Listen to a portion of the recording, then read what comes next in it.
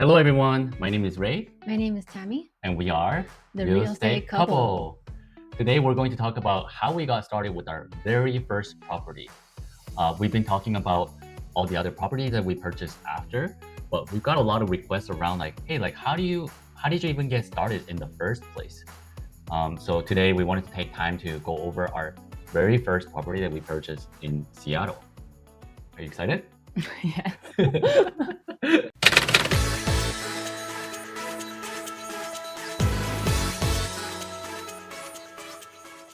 So this was in 2021, and everybody was trying to buy a big houses. That's about 800,000, $1 million and more. We did have financials to buy the home. That's about 1 million and over, but our mentality was slightly different. So take us back to our mentality back then. Like, why didn't we buy the $1 million home when everybody else was trying to outbid each other to buy a big spacious home because COVID was locking you back in? So at that time, everybody was going for the same type of home and they were getting 200, 300K over asking. So we thought, why don't we go against the tide? This is not our forever home. This is just the first starting point. It just needs to be enough for us to live. So we wanted to look for just a 2-bedroom home, a condo, because that's when people are selling it, the highest inventory. So our idea was instead of buying a one big home, why don't we divide up our cash into two? So buy one home that's lower around 300K and buy a condo that's overlooked and people are moving away from it. And then leave the rest of it to purchase an investment home. That way, in the end, we're owning the same amount of equity if you total it up. But at least we minimize our risk of purchasing our initial home as something that's low risk, low price, and also something that's overlooked in the market. Because we like going against the tide. We like doing something that people are not looking at. So another one example is that One example is ADU was very popular back in the days. So that's when you have one house and then you have two separate entrances. So you have a separate entrance for the basement, and then you can rent out the basement separately to subsidize for your mortgage and stuff. So that was super hot back then, and we were looking for a lot of these houses, and we just didn't like Ray said earlier. It was just too much over asking price. That's why we were like, why don't we just split into two property, and then that doesn't even need to be the investment property, that doesn't even need to be in Seattle. And that's how we came about, just buy a small home enough for ourselves and then another investment property somewhere else. yeah. So once we made a decision to divide up and buy a condo, going against the tide, we came across one property that's in Kirkland, Washington. So yes, that's right, Kirkland, the Costco's brand, Kirkland. And it's in a very nice neighborhood, little up in the north of Kirkland, and the property was listed for 303,000, 303,000. And it was in the market for several days, I think about 40, 45 days, which is quite interesting at the time because any listing that comes to market at the time, like within a few days, it was just like bidding war happening. Exactly, those are the houses. Those are like especially the bigger houses. So we're like, okay, let's take a further look into this. And looking at the photos of the home, it didn't look particularly bright or pleasant. But it looked rather depressing. yeah, it was quite depressing. Let's take a look at it. So this is the home. You can see from exterior, it's only 2-story condo, very, very old. It was built in 1987 or 89, so 40 years old. 1978. 1978, so close to 40 years old. Kitchen, dark brown, very, very, very outdated. What is this bathroom? We were looking at it and then we were like, is this like some Egyptian like medieval time time bathroom? Yeah, but bathtub is there. I mean, it's okay. And this room, it looks quite spacious, and then it has the window with just the trees, so we do get privacy. Yeah, but the carpet is like gray and dark. It's Overall, it just all feels dark, pretty right? disgusting. Yeah. Second bathroom. Second bathroom. This is the second bedroom. So it was big enough to put 2 single beds. So size was decent. You're not looking out the windows. There's no obstructive views. So it was okay, but it's nothing pretty, but at least they're not blocked. And this is the Dining table area. dining table area. again, just the color, everything was dark, but the view was okay. It was looking over at somebody's backyard. Yeah, what we liked is that it seems to be residing in a very peaceful neighborhood area with Yeah. all the trees and greenery, but it doesn't seem to be getting a lot of natural light. Um, And then we Maybe felt just the like, direction of mhm, the home or the size of the window.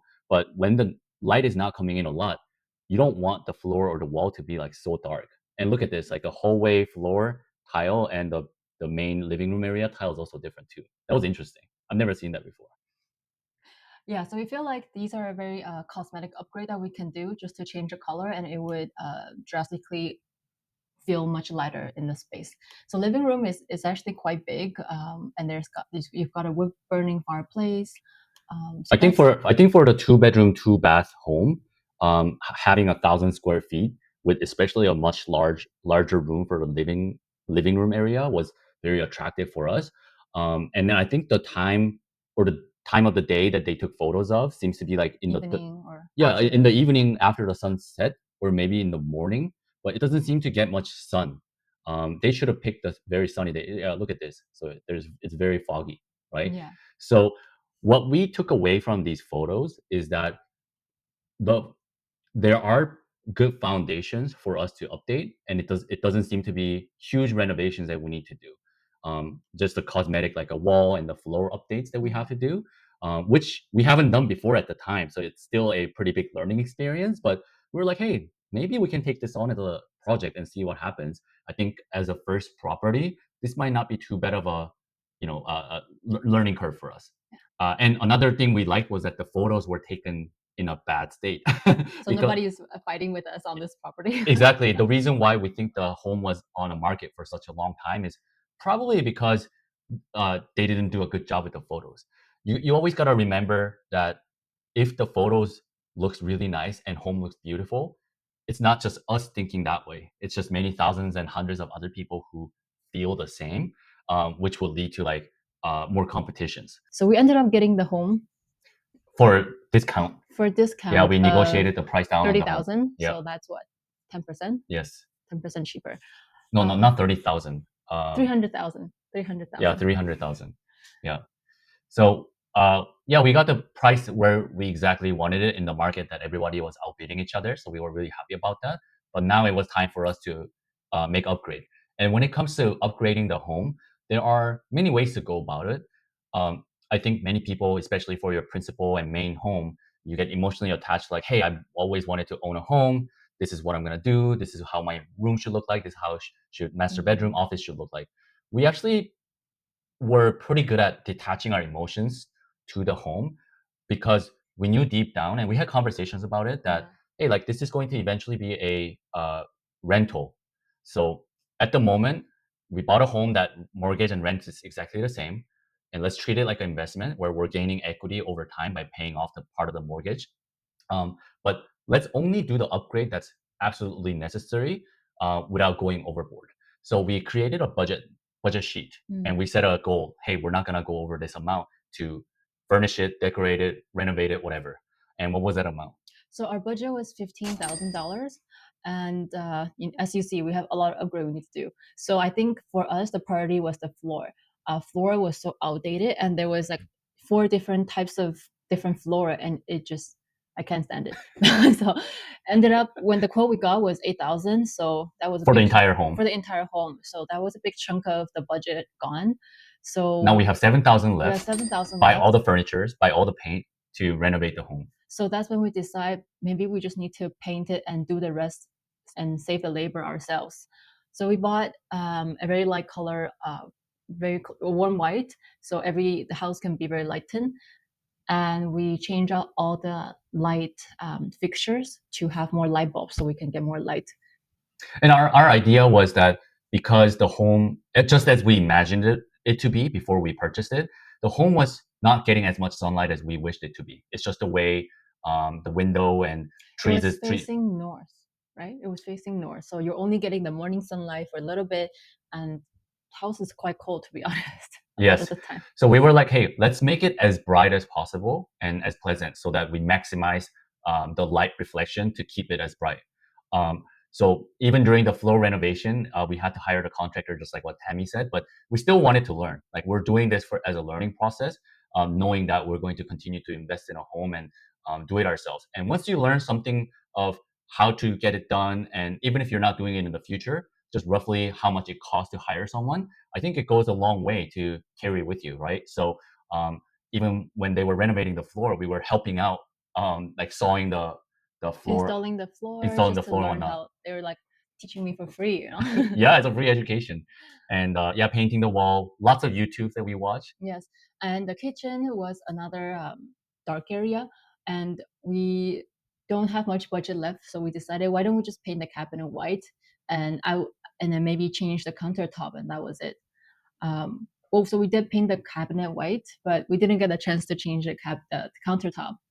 But it was still it did make a change already. Yeah, exactly. So I think all in all, we came in right around the 15,000 budget mark. So it goes to show the importance of setting that, ambitious goal.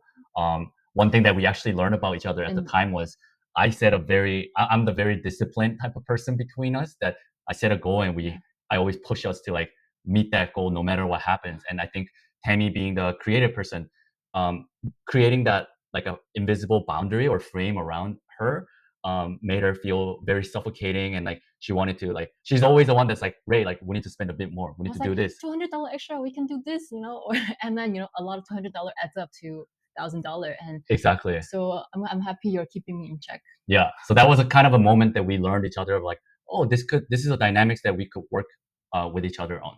So once we finished the upgrade, it turned out great. So here are the photos that you can see. The floor looks, clean. Wall is nicely just white and clean painted. We didn't get to do one of the bathroom because I didn't really like the tiled, the brown of yeah, and the whole bathroom was so yellow. So I wanted to And the change that. cost for them to completely renovate the bathroom was just too much because it was a Yeah, tile. we got a quote for like $10,000 because I think it was a stone tile, so it was not easy for contractor to remove as well. Yeah, so we just So opted out for not doing it. yeah, we just feel like the return might not be there, and yeah. So everything we did had a return on investment in mind. Like if we invest, are we going to be able to recoup that when we sell the home, or when we rent it out? Would it lead to us being able to rent it out for higher price? So everything we did had that in mind, and I think that was like something that was the first great experience of like uh, that laid a foundation for all the investment home that we have down the road. But all in all, we were really happy. We lived in it for about a year or two. Eventually, we hired property management company to find a tenant and manage the home as we moved out. But it didn't turn out well. We weren't really happy with the management they had, but that's a story for another day. But yeah, we eventually rented out for So on a we mid. took it back to ourselves, and because this is a condo with HOA, so in Canada we call it strata. It's a homeowner association that sets out bylaws within these complexes. And for our condo, they had a 30-day minimum restrictions on rentals, so they don't want Airbnb. So we're like, maybe we'll do 1 month kind of rentals, monthly rentals. Yep, we call it midterm rental. Midterm rentals, that's what people call it. Yeah. So we started taking these midterm rentals on Airbnb. And Furnish Finder. There's a Furnish few Finder, platforms yes. that specialize in like finding furnished home for midterm, Professionals. yeah, working professionals, travelers, people in between homes or coming in for internship and whatnot. Exactly. Yeah. And this home is in a residential, and which was kind of perfect because it was really close to Microsoft, Google, Costco headquarters. So we got a lot of internship for the summers, and then winters we mostly get like families visiting Seattle's for Christmas, or yeah, or they were like they were in between homes, or they were covered by insurance to, I don't know, their home was damaged, so they had to find a temporary replacement home. Yeah. So it was working out really well for us. Yeah. And we still hold the property to the date, and then we've been self-managing ourselves with a lot of systems and softwares in place that we've talked about it in other videos. But overall, this is very close to our heart because it was our very first purchase, and we've done a lot of our work into it. Everything was new learning from the get-go, but we think that really helped us think like, okay, if we can do this, can we buy another one and do more work into it, knowing that, hey, like these kind of work costs ABC. Like it was like our way of educating ourselves into the real estate investment world. And today we wanted to share a bit more about that because we got a lot of requests, and there are people out there maybe who never purchased a real estate or are looking into it, but not sure how to eventually become like a real estate investor owning multiple properties. It always starts small. Like you got to start somewhere, but it really comes down to just willingness to learn. We were always on YouTube learning about design idea, how to fix things, how to paint. So everything was, we didn't have everything figured out at the time, but we kind of learned it on the go. So I think willingness to learn and the fearlessness to tackle obstacles is Because we important. started really small, so we can be a bit more risky. Is Yeah. that the right word? Yeah. I mean, like even if we make a mistake, it's not gonna be like huge mistake, right? Like our down payment was only 10%, so our equity in it is like minor, and then it's just great learning experience with minimal risk. Yeah. Yes. But yeah, we're happy about it. But yeah, just in closing, thank you again for watching our video. Today we talked about our first investment home purchase and our journey. And yeah, stay tuned for more videos for other real estate investment journey. And we'll love to share a bit more as we grow further into it. Thank you. Thank you. Bye. Bye.